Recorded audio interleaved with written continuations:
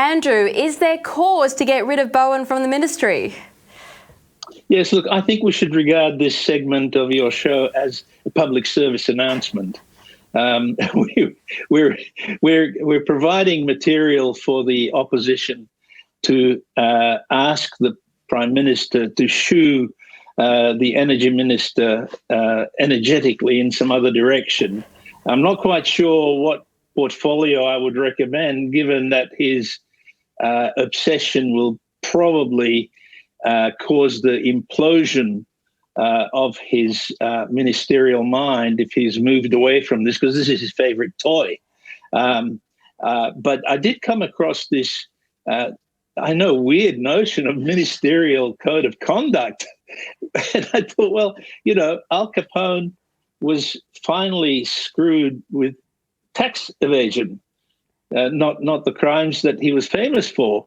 So I thought maybe Energy Minister Bowen could be skewered on the basis of the ministerial code of conduct, rather than the things that he's been attacked for, which is, amongst other things, being a bit dense, being a bit obsessive and blind to reality.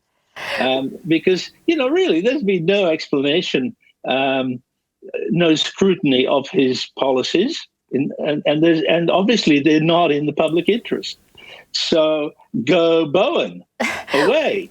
Yeah, go away as far as possible. And you're right, energy is Bowen's favourite toy, and like a dog, he chews it to bits. And so now I've got this slightly mauled, dangerous energy situation. It looks like it's had a rough time under Bowen. Yeah. But pulling Bowen up on the ministerial code is brilliant. You hinted that Dutton could do something about it if he really wanted to. But jokes aside, Andrew, is there any way that the opposition can interfere with Bowen's disastrous energy plans, or are we sort of stuck with it? Because, New South Wales, for instance, had half a chance here where the Liberals and Nationals could have voted to protect us from this Labor Green nonsense. And what do? Just this week, they voted for net zero agendas and for crazy climate targets. So, I don't know, are we stuck with Bowen, or is there a way forward?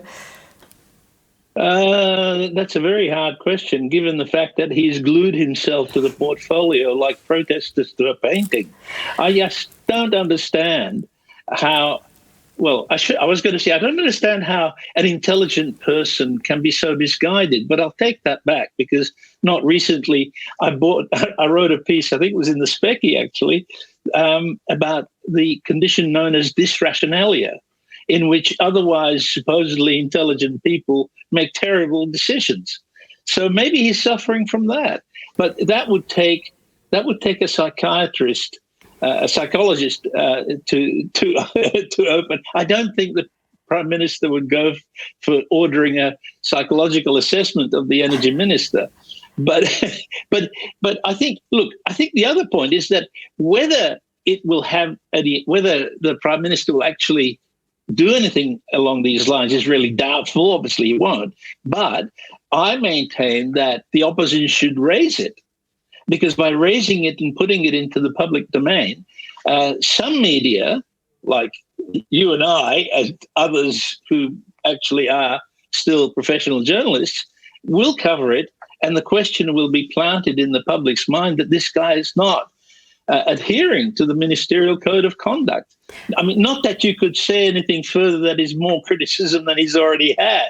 But you actually wrote about in your article a lack of scrutiny that seems to be a theme with the Bowen-style environmental and energy portfolio.